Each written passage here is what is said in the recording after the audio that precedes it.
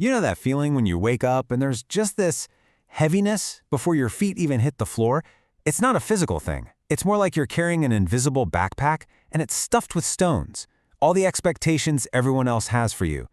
You've got the version of yourself your parents wanted, the efficient employee your boss needs, and that picture-perfect image your friends expect. It is absolutely exhausting, isn't it? You get so good at playing all these different parts that after a while, you kind of forget which face in the mirror is the real you. And every single choice you make gets run through this one silent, nagging question. What if I disappoint them? And that's the tough reality of living by someone else's rules. You're not really walking your own path. You're running a marathon that somebody else designed, at a pace somebody else set. But here's the thing. Just recognizing that weight, just feeling it, well, that's the very first step toward realizing you have the choice to put it down. So let's try to understand what this state of being actually is. It's so important to see it not as some kind of personal flaw, but as a specific condition, a condition that we can actually put a name to. This state is called being a reactionary node, and it's a really powerful idea when you think about it. It means your entire mental operating system has been wired to just react, to emails, to notifications, to requests, to expectations. You become a point in someone else's network, just responding to all the inputs instead of generating your own original ideas. All right, so if that's the problem, what's the solution?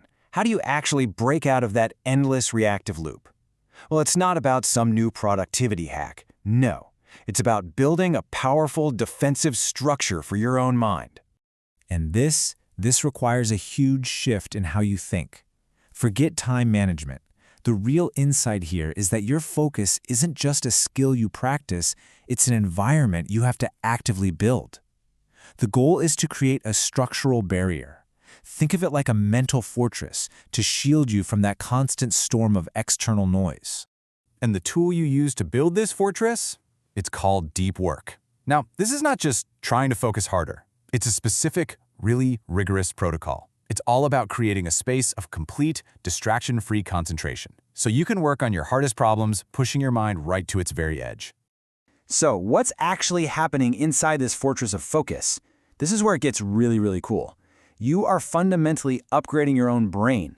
You're consolidating your neural OS, which makes your thinking way clearer. You're literally strengthening the neural circuits for your most important skills. It's a process called myelination. The best way to think about it is like adding better insulation to a wire so the signal gets faster and stronger. You practice resource concentration, and most importantly, you insulate your mind from all that noise. And the payoff for building this fortress? Oh, it's massive. It's about so much more than just getting things done. It's about completely redefining your value in a world that, let's be honest, is getting more and more shallow. This is the power of what's called resource concentration. See, by focusing 100% of your energy on just the 20% of your most important tasks, you can produce results that are literally 10 times better than the average distracted person. A tenfold increase in quality and output. That's a game changer. And this quote just nails it. In today's economy, so much of the work is shallow. It's reactive. It's easy to replicate. The real thing that sets you apart, the skill that's both incredibly rare and incredibly valuable, is the ability to just disconnect and go deep. That skill, that's the new IQ. All of this leads to this final, profound transformation. And it's not just about changing your habits. It's about changing your entire identity. It's the journey from being just a simple node in somebody else's network to becoming the architect of your own. So here's the shift. Look at this. The reactionary node just reacts to the noise. The original architect, they create rare, incredible value. The node is always trying to manage their time. The architect manages their entire neural environment. The node produces shallow work that's easily forgotten, while the architect weaves these golden threads of innovation. And this brings us right back to where we started. Remember that feeling of being stuck in a race that you didn't even sign up for? By building your fortress, you get to just step off that track. You stop being just another participant. You become the one who draws the map and decides where the finish line is. So in the end, this isn't about just forcing yourself to work harder. It's about creating a system so well insulated that the friction, that struggle to just get started, it just vanishes. It's about creating this quiet space where your mind is finally free to dive to a depth the noise of the world can never, ever reach. So the real question is, what could you create from a place like that?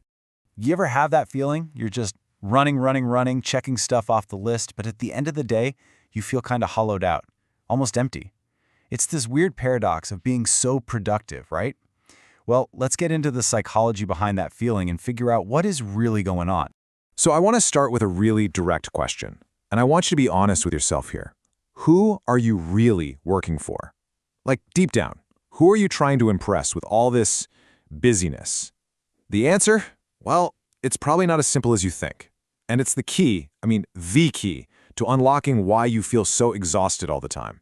All right, so the thing we're really digging into here is a concept from psychology called the internalized audience.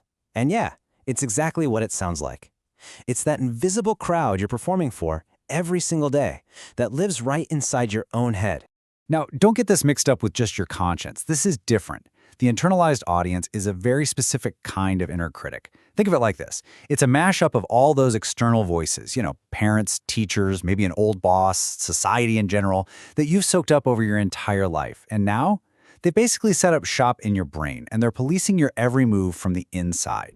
And this whole thing gets started way early on. When we're kids, right?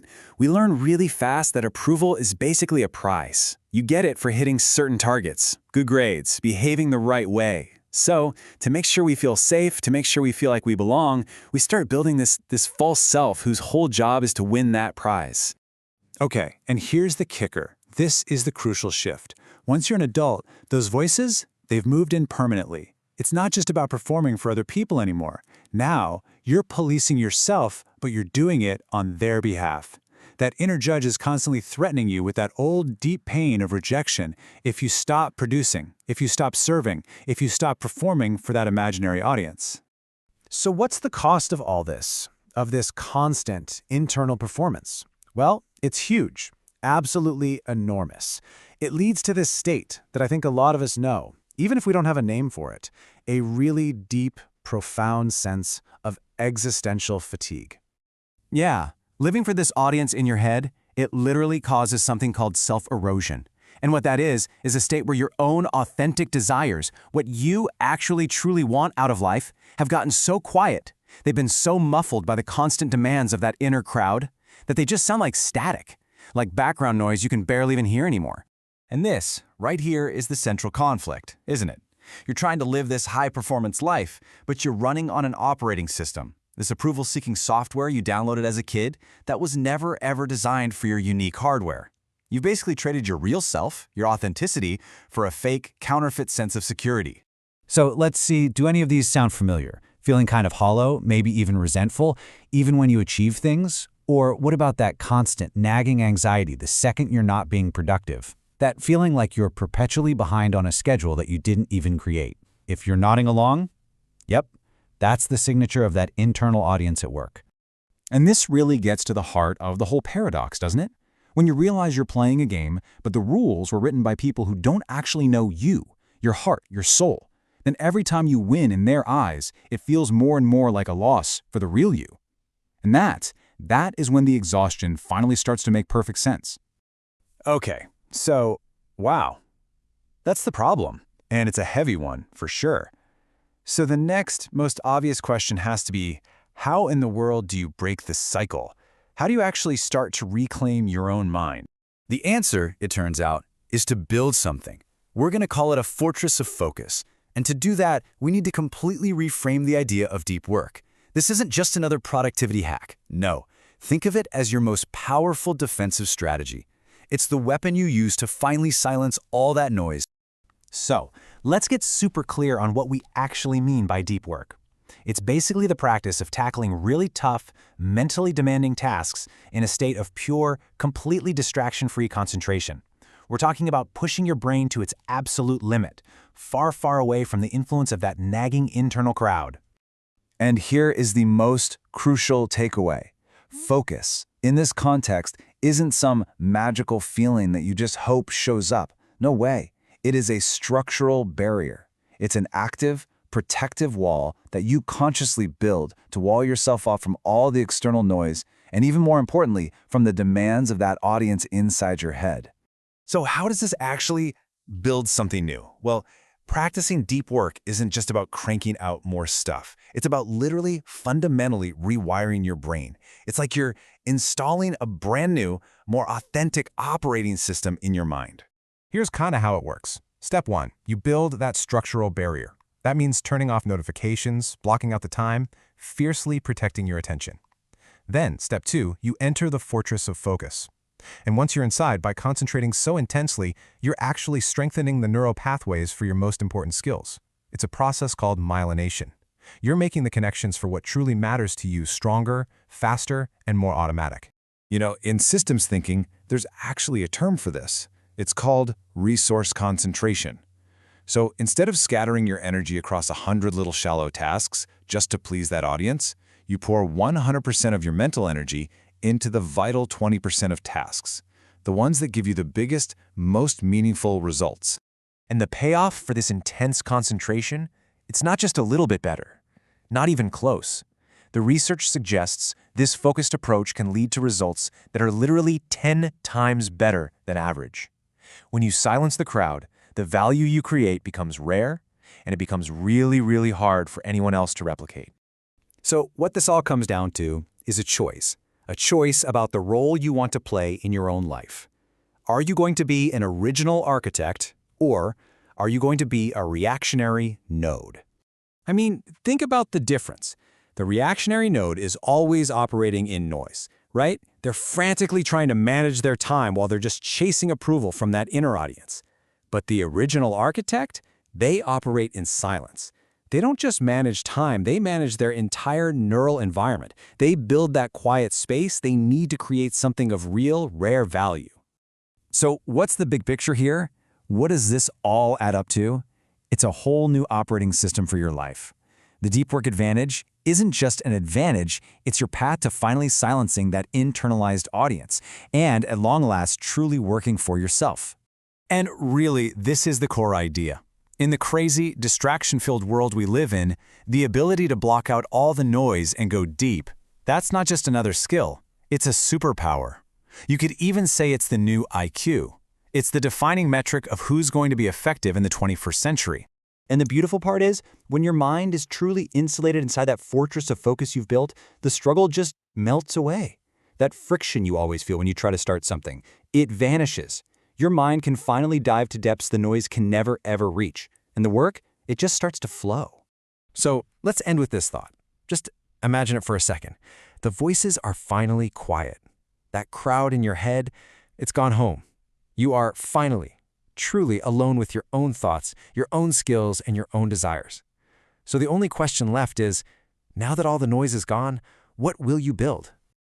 You know that feeling deep down, that fear you get when you think about letting people down? I want you to know that's not a weakness. It's actually a sign of your incredible capacity for empathy.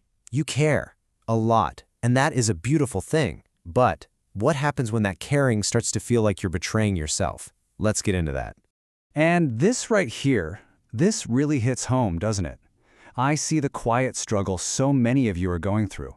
Your heart is just so tired of being a people pleaser, and your mind is screaming for permission to just be.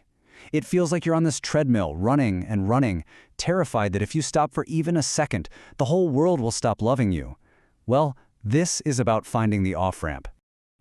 So what does this actually look like in our day-to-day lives? The source material has a perfect name for it. You become a reactionary node. Just think about it. Your day is just one long chain of reactions, right? Reacting to emails, to Slack messages, to requests, to notifications. You're not living by your own plan. You're just a little node plugged into everybody else's network. You're being compliant, but you're not really alive. And that, right there, is the fast track to burnout. Okay, so how do we break free from this cycle? The answer isn't about just gritting your teeth and trying harder. It's not about more discipline. Not really. It's about building a totally different kind of mental structure. It's about learning to see your focus not as some fleeting feeling, but as a fortress. This slide really shows the core mindset shift we have to make. See, most of us treat focus like an emotion, right? It's unreliable, it comes and goes, we hope for it. But what if we treated focus as a structure? Something you deliberately design and build, a strong barrier you put up to protect the most valuable thing you have, your attention. And the blueprint for building this structure is something called deep work. Now, this is not just about getting stuff done. Look at the key words here: cognitively demanding, distraction-free, and pushes your capabilities. This is about tackling the hard stuff, the important stuff, in a state of pure, uninterrupted concentration. And this is the real goal. Every single time you manage to do some deep work, you're not just ticking a box on your to-do list. You're laying another stone, reinforcing the walls of your mental fortress. You're building a sacred space where your mind can do its best, most creative work, totally safe from the noise of the outside world. So, how do we actually build this thing? Well, it's not about calendar hacks or time management tricks. It's about managing your neural environment. It's about creating the right conditions inside your own head for brilliance to happen. The whole process really boils down to 3 key actions. First, you have to insulate. You cut off all that external noise so your mind has a chance to go deep. Second, you concentrate all of your mental energy on the few things that truly matter. And third, through that intense focus, you myelinate. You're literally strengthening the pathways in your brain for your most important skills, kind of like turning a dirt path into a superhighway. And this is the magic of that first step, insulation. You know that feeling of resistance when you're about to start a really hard task, that inner friction? Well, when you create that silent space for yourself, that friction just melts away. Your brain can dive right in, and the work becomes smoother, more powerful. This is what we mean by concentrating resources. We've all heard of the 80-20 rule, right? Well, deep work is about applying that rule with the precision of a surgeon.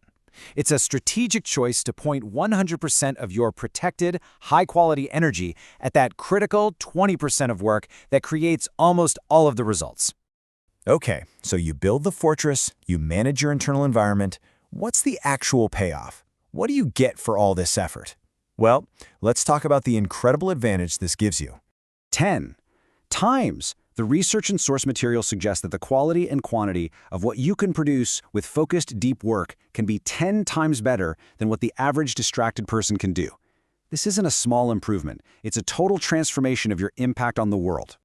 This quote just says it all, doesn't it? In our current economy, which is absolutely flooded with shallow, distracted, busy work, the ability to shut out the noise and go deep, that's a superpower. It's the new measure of your intellectual firepower that truly sets you apart.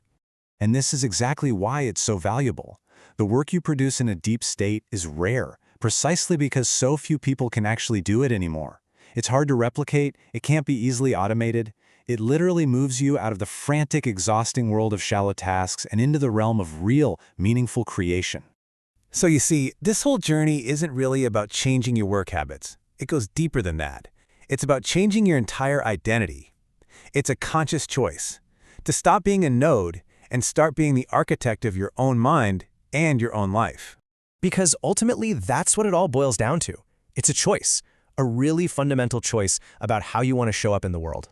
On one side, you've got the reactionary node. You're compliant, you're living by someone else's script, and you're constantly chasing this ghost of external validation that, let's be honest, will never ever be enough. But on the other side, you can be the original architect. You're alive, you're present, and you're using your focused mind to weave these incredible golden threads of genuine innovation.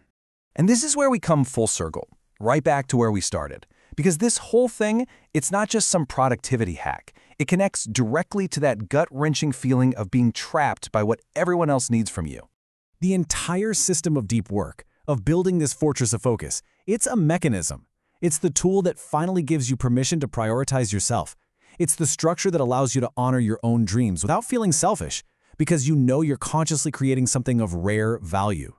Just let that one sink in for a second. You have the right to be a disappointment to others if it means you can finally be true to yourself. The people who genuinely love you, they want the version of you that is truly alive, not the version that's just compliant. It's a painful truth, but it's also incredibly liberating. And when you accept that, you find the freedom to just exist without always asking for permission. So as we wrap this up, the final question really is for you. Building this fortress, it's going to require saying no, it's going to require setting boundaries, it's going to mean you can't be everything to everyone all the time. So the question is, who will you need to disappoint to finally stop disappointing yourself? All right, welcome back. You know, in a world that is just constantly buzzing and dinging and pulling at us for our attention, have you ever felt like your ability to just sit down and think is under attack? Well, today we're diving into a really powerful strategy to not just survive all that noise, but to actually thrive in it. We are going to build a fortress for your mind. So let's just start with a really fundamental question. Are you a reactionary node? Someone who just passes along information, constantly reacting to whatever comes your way? Or are you an original architect? Someone who is actually creating something new, something that is uniquely yours. By the time we're done here, you are going to have the blueprint to become that architect. So here's how we're going to break it all down. First up, we have to identify the enemy, what we're calling the siege of shallow work. Then we'll build our defense, the fortress of focus. We're going to peek inside to see how it works, explore the transformation it makes possible, and finally, really understand why this whole approach is like a new form of intelligence. Okay, before we can build anything, we have to understand what we're actually up against. And let's be clear, what we're facing is a constant, relentless siege on our attention. Just think about your typical day for a second. The endless emails, the constant notifications, the hey, you got a quick sec interruptions, that is the noise of the external world. And what it does is it forces us into this state of continuous partial attention. We become shallow workers. Yeah, we're busy, for sure, but are we producing anything of real substance? Or are we just reacting all day long? So, how do we possibly fight back against all that? Well, we don't just put up some flimsy temporary shield. No, we build an entire fortress. And this becomes our main line of defense. And the strategy behind this fortress? It has a name: deep work. Now, I want you to notice that key word there, protocol. This is not some vague feeling of being in the zone, not at all. It is a structured, repeatable practice of tackling your most demanding work without any distractions, pushing your mind right to its limit. This right here, this is a total game changer in how you think about this. We so often think of focus as this feeling we have to wait for, right? Or somehow muster up. But this idea flips that script entirely. Focus isn't a feeling you find, it is a structure you build. It's a structural barrier, the actual walls of your fortress that you intentionally create to keep all that noise out. So, okay, we've built the walls. Now let's head inside. What is actually happening behind these walls that makes this fortress so incredibly powerful? Okay, this is where it gets really cool. When you're insulated from all that noise, your brain, your neural OS, if you will, can finally consolidate its power. And this isn't just about feeling focused. You are physically changing your brain. That intense, sustained concentration actually myelinates your neural circuits. Think of it like putting thicker insulation around an electrical wire. The signal gets faster, clearer, with less noise. You are literally hardwiring yourself to be better at what matters most. In the world of systems thinking, there's actually a name for this strategy: resource concentration. It's a really simple but profound idea. You stop spreading your energy thin across a dozen little things, and instead you direct all of it, 100% of it, toward the very few activities that give you the biggest results. And you can see the impact right here. When you apply all of your energy to that critical 20% of high leverage work, the output isn't just a little bit better, it's massively, exponentially greater. You stop being a jack of all trades and you become a true master of what actually moves the needle. I mean, the payoff is just staggering. The source material says that this highly concentrated approach can help you produce results that are 10 times better than someone who's operating in a state of constant distraction. 10 times. That's the difference between just making a small improvement and having a genuine breakthrough. Now, this whole thing isn't just about getting more done. Adopting this way of working actually triggers a fundamental transformation in who you are and how you operate. So let's look at the two paths. On one side, you've got the reactionary node, totally stuck in that shallow, reactive state. Their main focus is just on managing the clock, trying to get through the day. And the result? Work that anyone can do, work that's easily replicated. But then you have the original architect. They are proactive, they go deep. Their focus isn't on time, it's on their mind. And their output, by definition, is rare and incredibly valuable. Let this one really sink in for a second. Time management is all about scarcity, right? It's about trying to cram more and more shallow work into a box that never gets bigger. But when you shift your focus to managing your neural environment, to creating that quiet, protected space for your mind to do its best work, you're operating from a place of power. You're actually cultivating the conditions for brilliance to emerge. And this brings us to the ultimate point. In today's economy, in today's world, what is the single most valuable skill that you can possibly have? There it is. In a world where pretty much everyone is just skimming the surface, the person who can shut out the noise and truly go deep has a superpower.